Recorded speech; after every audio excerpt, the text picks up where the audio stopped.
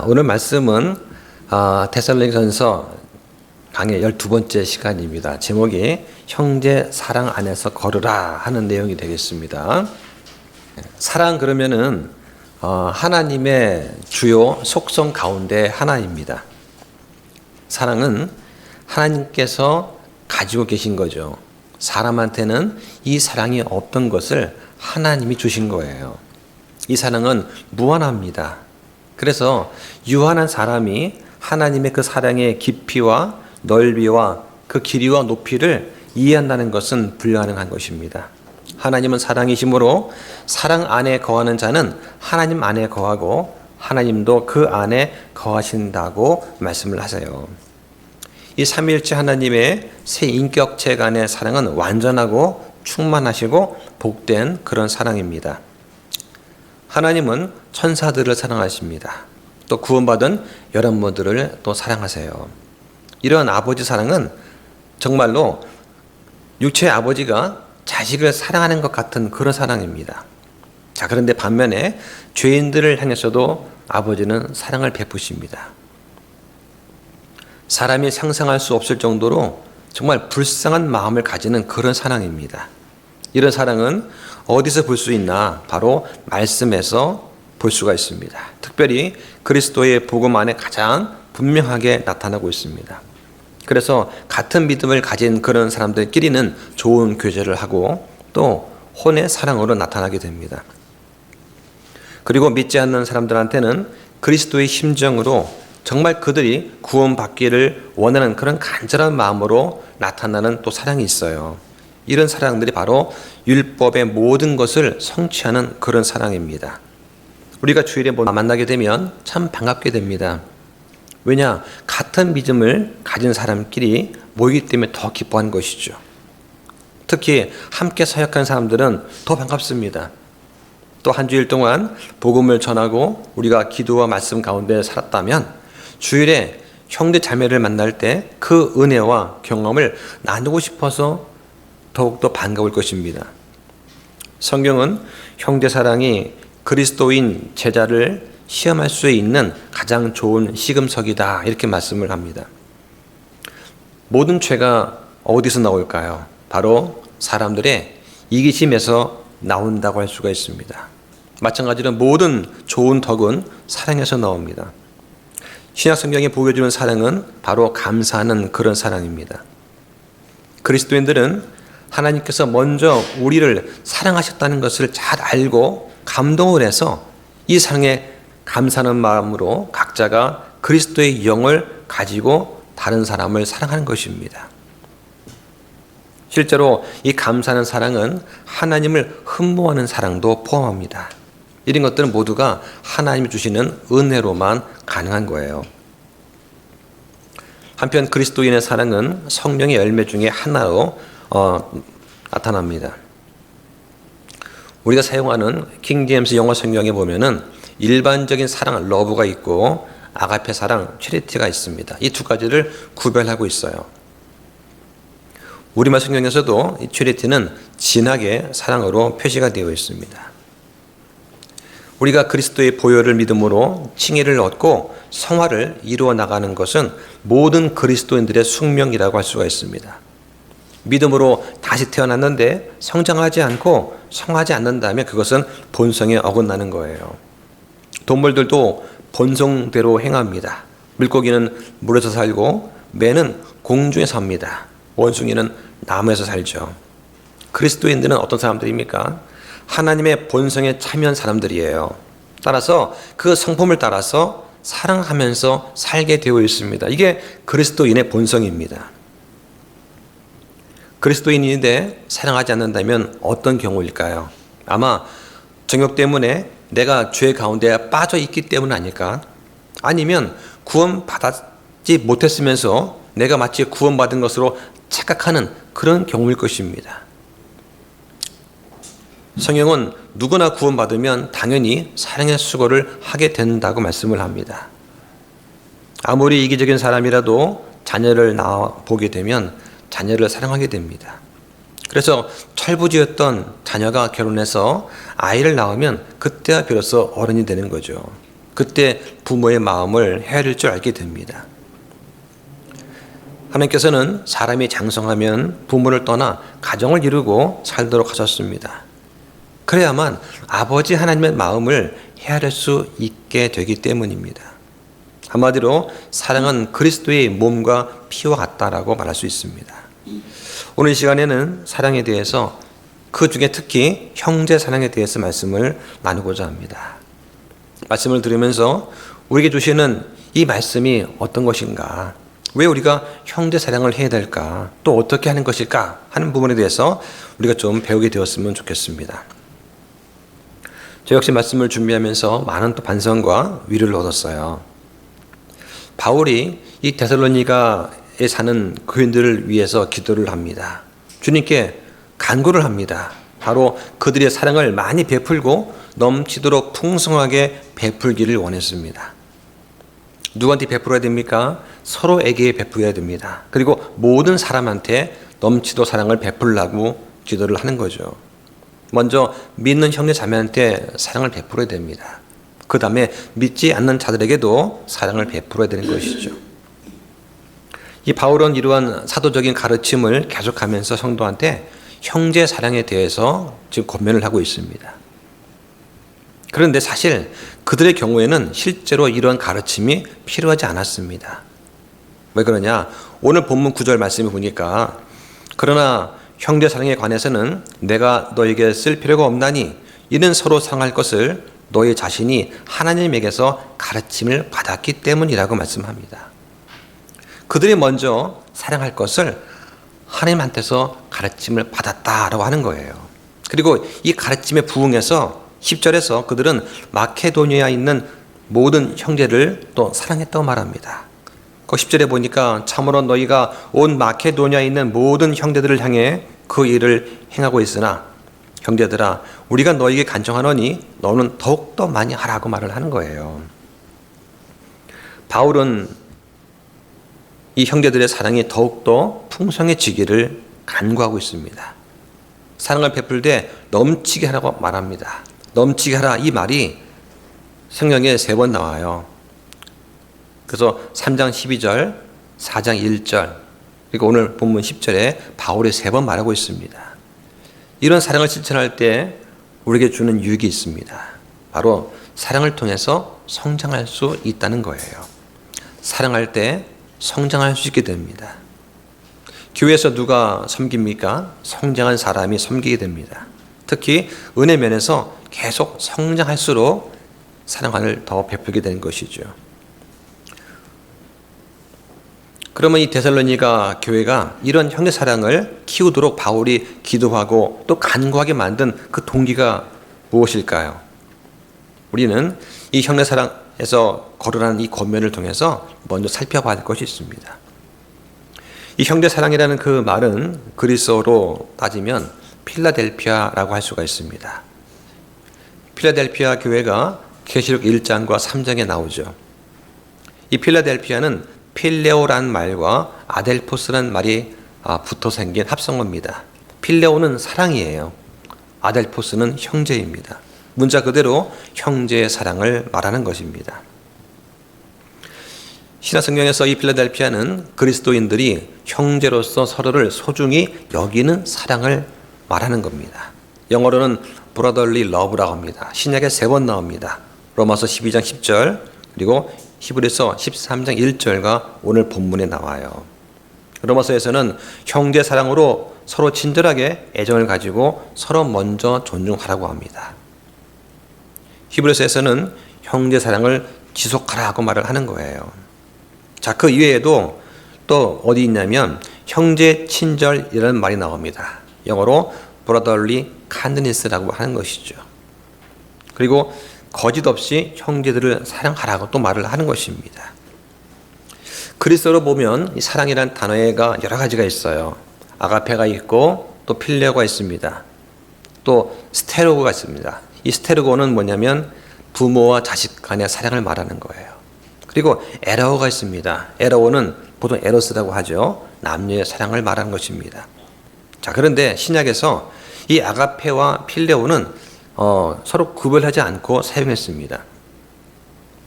요한복음 21장에 보면 예수님과 베드로의 대화가 나오죠.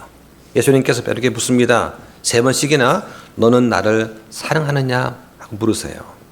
자, 이 헬라 사본에 보면 예수님께 질문하실 때 첫째와 둘째 질문에서는 네가 나를 아가파오하느냐라고 물으세요. 3번째는 네가 나를 필레오하느냐라고 물으십니다. 베드로는 3번 모두가 제가 주님을 필레오합니다라고 답변을 해요. 자, 근데 이것을 킹랩 성경에서는 모두가 그냥 러브라고 되어 있습니다. 만약에 번역자들이 아가페와 필레오를 구별하려고 했다면 아가페를 아마 체러티라고 번역했을 것입니다. 근데 본문에는 그냥 러브라고 되어 있어요.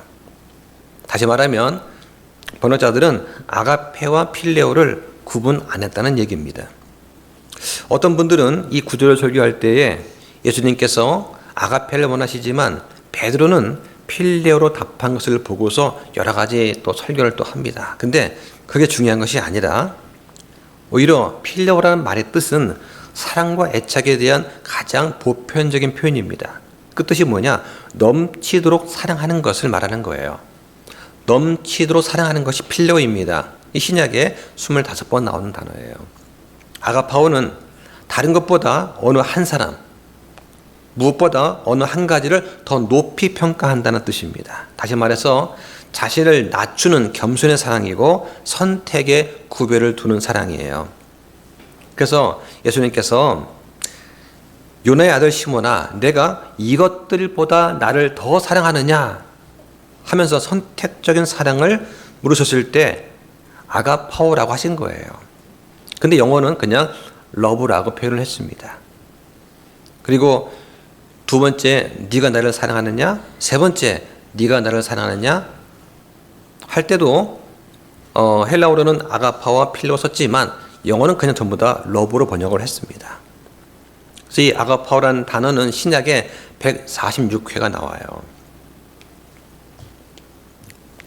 자, 이 형제 친절이라고 하는 것은 주님의 몸된 지체로서 우리 교제에서 정말 중요한 가족의 의식을 제공하는 그러한 것입니다. 가족은 식구입니다. 같이 밥 먹는 사람을 우리가 식구라고 하지 않습니까? 이 독립침례교회는 계급이 없습니다. 우리 밥 먹을 때 보십시오.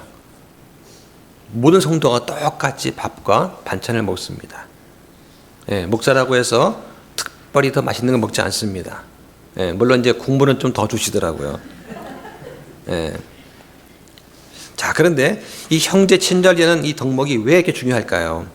형제 사랑이 요구되는 그 이유가 있습니다. 첫째는 이 형제 사랑은 영적인 삶의 증거가 되기 때문입니다. 우리가 진정으로 사망에서 생명으로 옮겨간 것을 아는 한 가지 방법은 바로 형제 사랑을 하는 거예요. 요한일서 3장 14절에 우리가 형제를 사랑함으로 사망에서 생명으로 옮겨갔음을 우리가 아노라고 합니다. 그러나 형제를 사랑하지 아니하는 자는 사망 안에 거한다고 말씀을 하시는 거예요. 사망에서 생명으로 옮겨간 자의 특징이 무엇입니까? 바로 형제를 사랑하는 것입니다. 구원받은 자의 증거가 무엇입니까? 형제 사랑이에요. 구원받은 자는 방어를 하는 것이 아니라 형제를 사랑하는 것입니다. 이게 바로 구원받은 자의 증거가 되는 것이에요. 이 형제 사랑이 없다면 우리는 영적인 사망 상태에 그냥 머물러 있는 것입니다. 요한일서 3장 15절에 누구든지 자기 형제를 미워하는 자는 살인하는 자니 어떤 살인자 속에도 영원한 생명이 거하지 아니하는 줄 너희가 안다고 말씀을 합니다. 왜 형제를 미워하는 자가 살인하는 자입니까? 왜 가인이 동생 아벨을 죽였습니까? 미움과 시기심, 질투 때문에 그런 것이죠. 뉴스에 살인사건이 보도가 될 때마다 그 원인이 무엇인가 궁금해지게 됩니다. 대부분 가정과 사회의 무관심, 미움, 시기심에서 나온 거예요. 또 층간소음 때문에 미움과 불평이 생기고 살인까지 하게 됩니다. 결국 미움은 잠재적인 살인이라는 거예요. 자, 2번째는 형제 사랑이 하나님에 대한 참된 지식의 증거가 되기 때문이다 할 수 있습니다. 우리가 하나님을 진정으로 알게 되었다는 것을 증명하는 한 가지 방법은 바로 형제 사랑하는 것입니다. 요한일서 4장 7절에 사랑하는 자들아 우리가 서로 사랑하자. 사랑은 하나님께 속하며 사랑하는 자는 다 하나님에게서 태어나 하나님을 알지만 사랑하지 아니하는 자는 하나님을 알지 못하나니 이는 하나님이 사랑이시기 때문이라고 말씀합니다.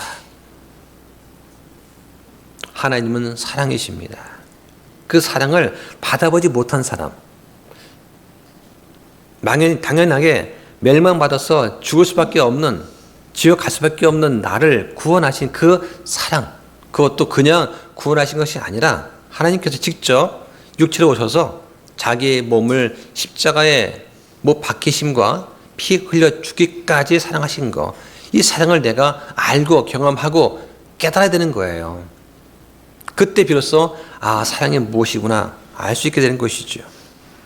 이런 형제 사랑이 없다면 내가 주를 안다고 말할 수가 없을 것입니다. 요한일서 4장 20절에 보니까 어떤 사람이 내가 하나님을 사랑하노라 말하면서 형제를 미워한다면 그는 거짓말장이라고 합니다. 자기가 본 자기 형제를 사랑하지 않는 자가 어찌 보지 못한 하나님을 사랑할 수 있겠느냐라고 말씀을 하시는 거예요. 자, 세 번째는 형제 사랑이 참된 제자도의 증거이기 때문입니다. 요한복음 13장 34절에 보니까 내가 새 명령을 너에게 주노니 너희는 서로 사랑하라. 내가 너희를 사랑한 것 같이 너희도 서로 사랑하라 하십니다. 그러면서 서로 사랑하면 이것에 의해 모든 사람들이 너희가 내 제자인 줄 알리라고 말씀하시는 거예요. 서로 사랑한다는 것은 인도주의적인 그런 사랑이 아닙니다. 지진이 나고 전쟁이 나서 굶어 죽어가는 그 사람을 돕는 그런 인도주의적인 그런 사랑이 아니에요. 주님을 믿고 형제를 사랑하는 것은 그런 어떤 일의 성령의 열매인 것입니다. 그럼 도대체 어떤 사랑이길래 세상에 이 사랑을 보고서 저 사람들은 예수님의 제자구나 하고 알아볼 수 있을까요? 이것은 예수님의 제자된 그 증거가 사랑이라는 말도 되지만 믿지 않고 지옥에 떨어지는 그 사람들이 너무나 불쌍하고 안타까운 나머지 저 사람들을 좀 구원해줘야 되겠다. 정말 불쌍하지 않느냐 하면서 불신자를 주님께로 인도하게 되는 것입니다. 이런 의미예요. 그래서 길에서 전도하는 사람 보고 뭐라고 합니까? 사람들이 저 예수쟁이라고 하지 않습니까? 얼마나 영광스러운 그런 별명입니까? 사람한테 손가락질 당하고 비난과 비방을 당해도 멸망당해 죽을 가는 저 사람들을 보고 불쌍해서 구원받기를 원해서 전파하는 그런 복음의 전포자들, 그런 선포자들, 이게 바로 사랑이에요. 이 사랑을 세상은 알지 못한다고 말을 하는 것입니다. 올바른 교리는 중요합니다. 환난전 휴거, 6일 창조, 주의 만찬과 침례, 또 적그리스도에 관한 것들, 이런 것들은 세상이 관심이 많습니다. 그래서 유튜브에 조회가 엄청 많이 나오죠. 자, 그런데 세상은 사소한 교리적인 차이로 보이는 것에는 관심이 없습니다. 여자 집사를 세우든 말든 그 교회에 선거대가 있건 없건 주의 만찬할 때 누룩이 있는 빵으로 하든 말든 그런 데는 관심이 없어요.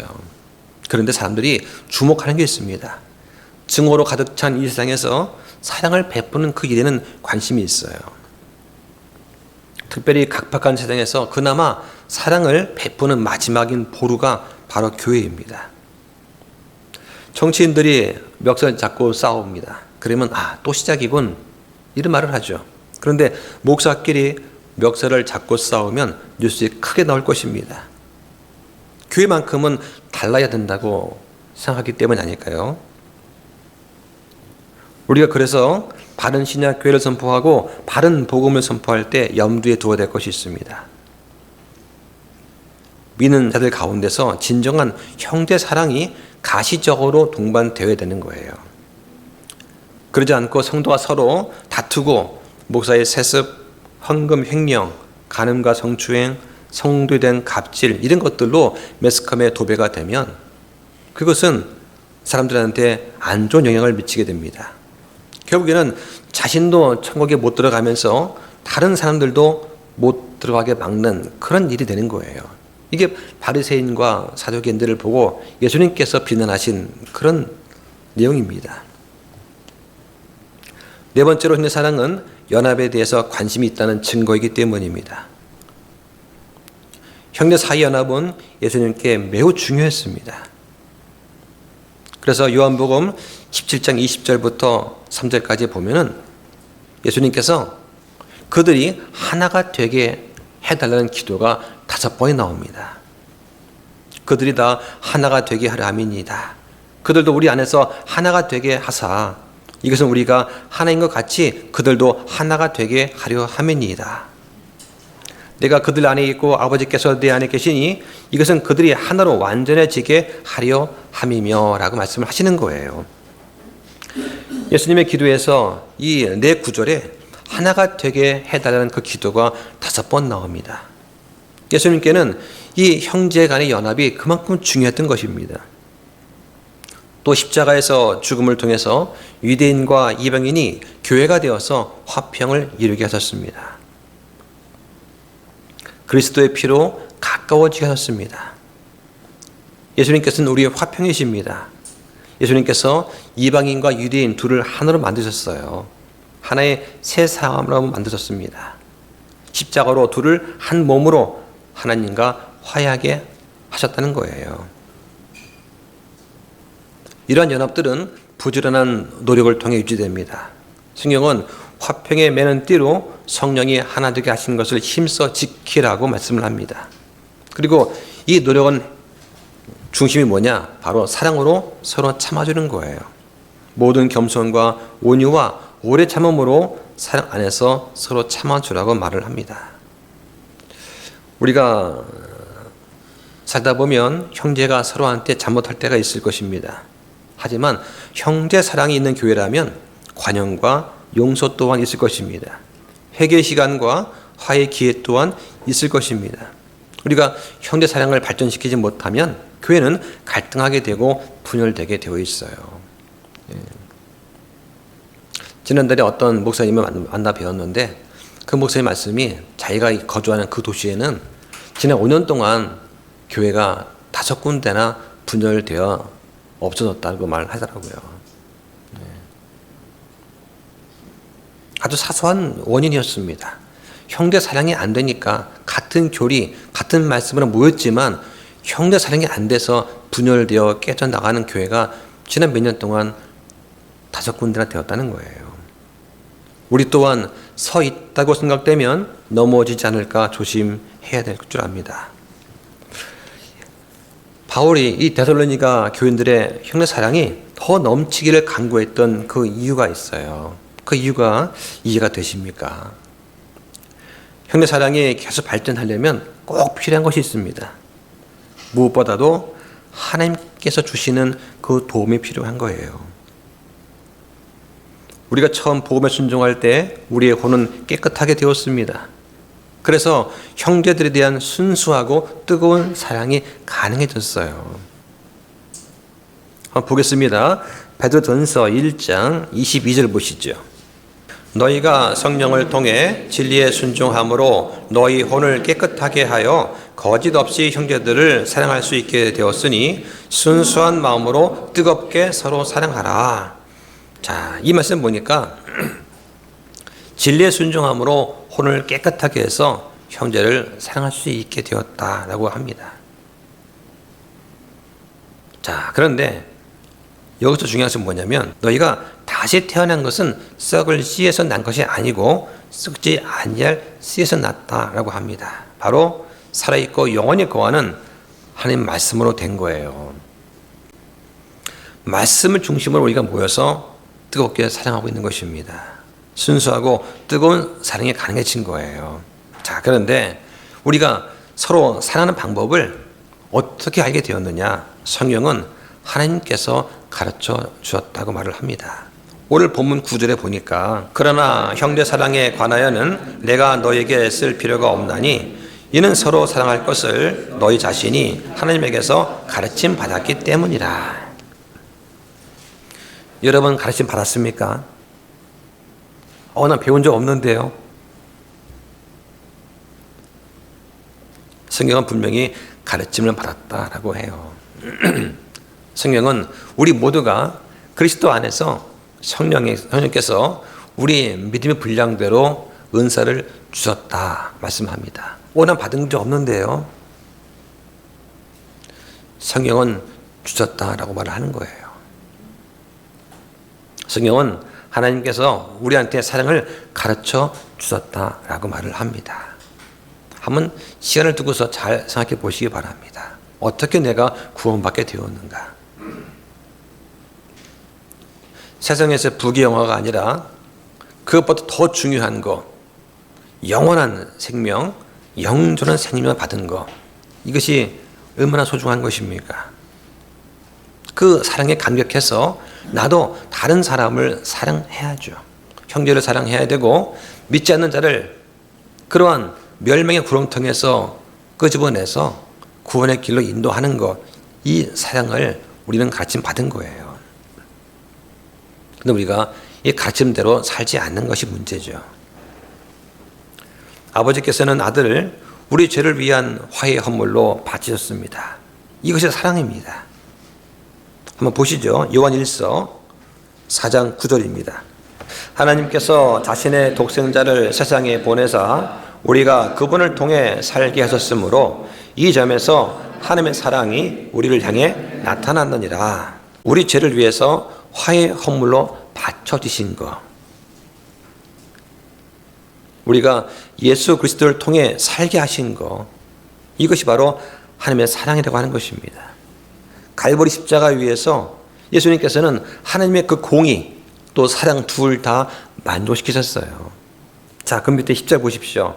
우리가 하나님을 사랑한 것이 아니라 그분께서 우리를 사랑하사 자신의 아들을 보내셔서 우리 죄들로 인한 화해 헌물이 되게 하신 것, 여기에 사랑이 있느니라. 구원받기 전에 우리는 어떠했습니까? 우리는 본래 진노의 자녀였습니다. 육신의 정욕과 우상 숭배 속에서 걸었습니다. 그로 인해 우리가 하나님을 사랑한 것이 아니라고 성경은 말씀을 하는 거예요. 하나님께서 우리를 사랑하신 것이지 우리가 주를 사랑한 것이 아닙니다. 우리는 그럴 능력도 없었습니다. 그런데 아버지께서는 자기의 생명을 기꺼이 바침으로써 참된 사랑을 보여주었습니다. 자, 앞장에 보시면 요한 1서 3장 16절 보세요. 하나님께서 우리를 위해 자신의 생명을 내놓으셨으므로 이것에 의해 우리가 그분의 사랑을 깨닫나니 우리가 형제들을 위해 우리 생명을 내놓아야만 하느니라. 자, 어떤 게 참 사랑입니까? 형제를 위해서 우리의 생명을 내놓는 것이 참 사랑이라고 말씀을 하는 거예요. 형제를 위해서 목숨을 내놓을 정도라면 우리가 무엇이 늘 용서하지 못하겠습니까? 하는 거예요. 그럼 우리가 할 수 있는 일이 무엇일까요? 베드로도 말했듯이 형제 사랑은 반드시 발전시켜야 될 덕목입니다. 무엇보다 믿음의 바탕 위에 덕과 지식과 절제와 인내와 그리고 경건함의 성품이죠. 그리고 형제 친절에 사랑을 더하라고 말을 하는 것입니다. 실제로 우리가 할 수 있는 한 가지가 뭐냐? 예수님의 그 사랑과 희생을 자주 묵상하는 것입니다. 우리가 두 달에 한 번씩 주의 만찬을 하면서 예수님이 흘리신 그 피, 그 희생을 우리가 기억하고 기념하고 있습니다. 왜 기념해야 됩니까? 예수님께서 우리를 위해서 그러한 고난과 핍박과 죽음을 경험하신 것, 이걸 우리로 알게 하시고 우리가 그걸 본받아서 형제를 사랑하고 남을 사랑하라고 말씀해 주시는 거예요.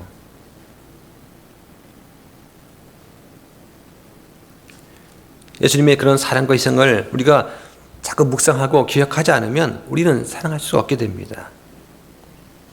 예수님께서는 내가 너희를 사랑한 것 같이 너희도 서로 사랑하라고 말씀을 하시는 거예요. 우리는 그 말씀대로 지켜야 됩니다. 그래야 제자라고 할 수가 있어요. 이런 형제 사랑을 우리가 더 키우는데 도움이 되는 두 가지 방법이 있습니다. 하나는 형제들과 함께 시간을 보내는 거예요. 형제 자매와 함께 더 많은 시간을 할수록 더 많이 알게 됩니다. 고통과 즐거움을 더 많이 공유할수록 그들과 사랑에 빠지는 것이 더 쉬워지는 것입니다. 우리는 형제 자매들과 정말 사랑에 푹 빠져야 됩니다. 때로는 미워하면서 정에 들기도 하는 거예요.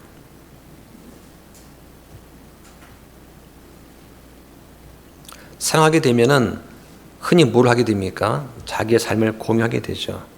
아, 저는 이런 사람이에요. 아, 이것 때문에 한 주간 힘들었어요. 아, 이것 때문에 지난 한 주간 기뻤습니다. 아, 이렇게 했더니 주님께 주시는 그런 평안함이 있더라고요. 이런 것들을 나눌 수 있어야 바로 형제가 되지 않겠습니까?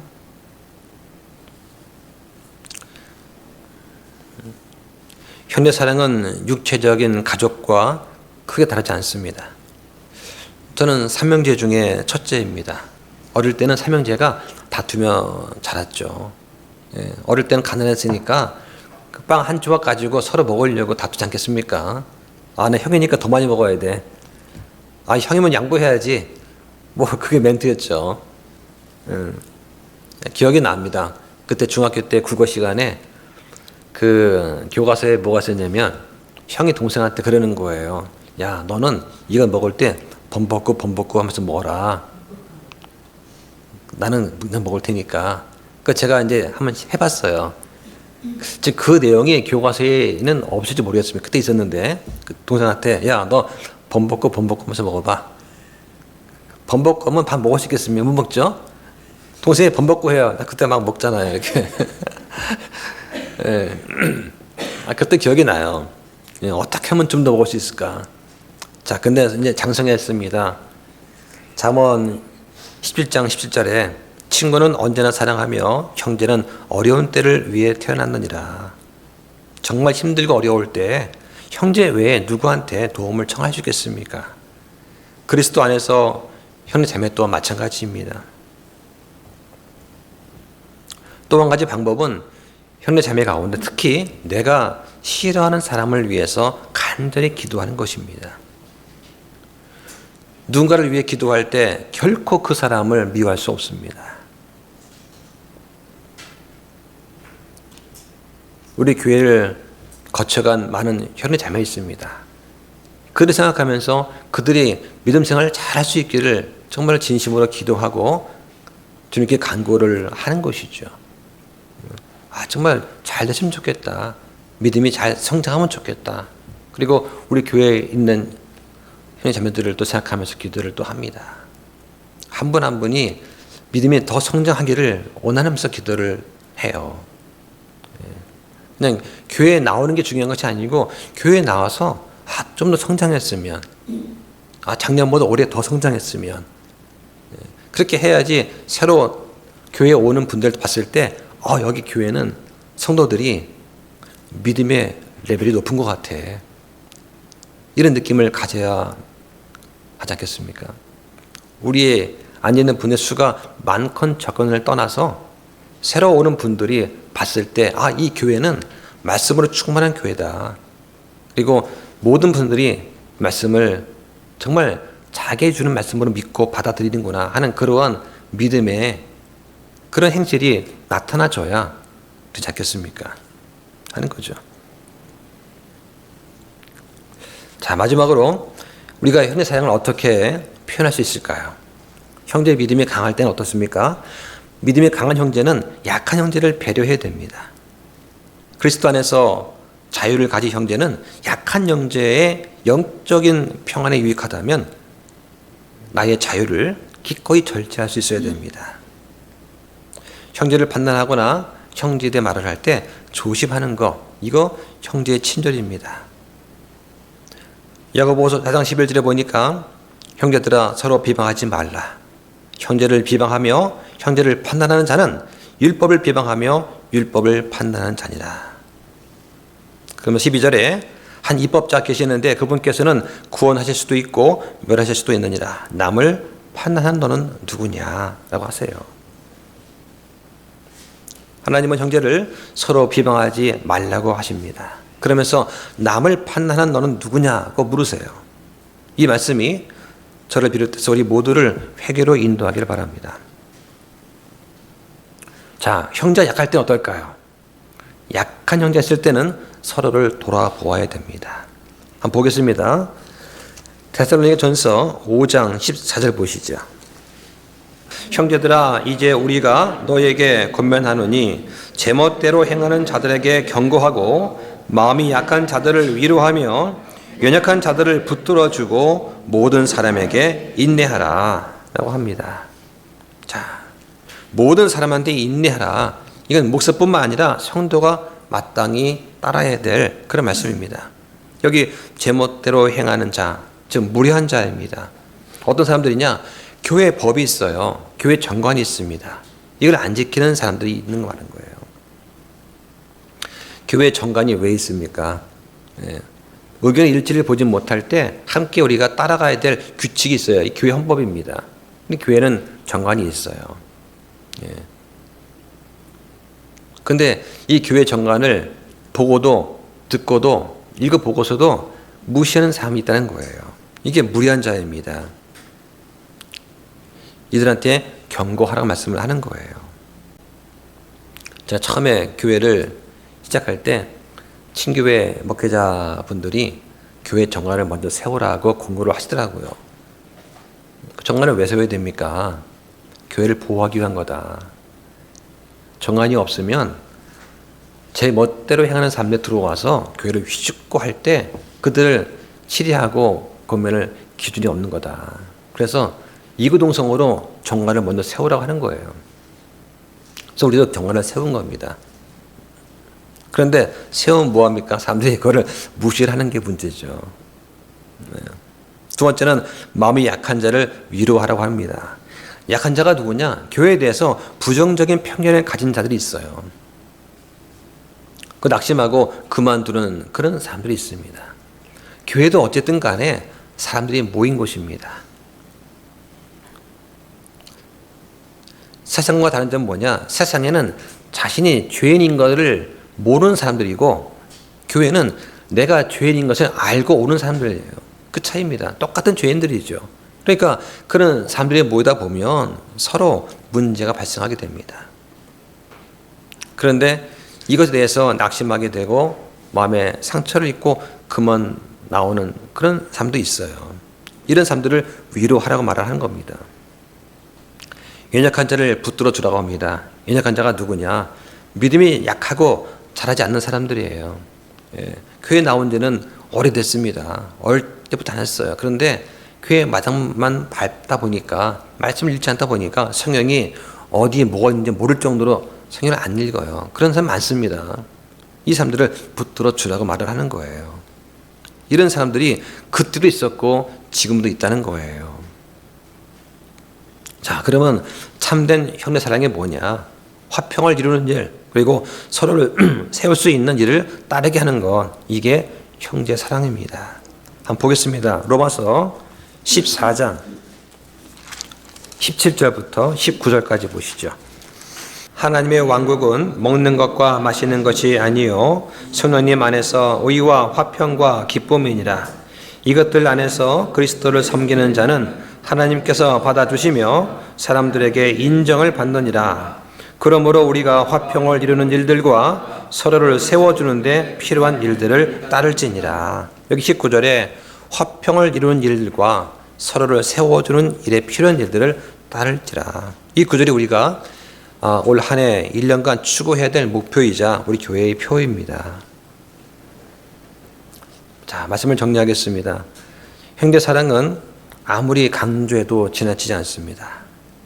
형제 사랑은 우리가 영적인 삶을 산다는 증거입니다. 형제 사랑은 하나님에 대한 우리가 참된 지식을 갖고 있다는 증거입니다.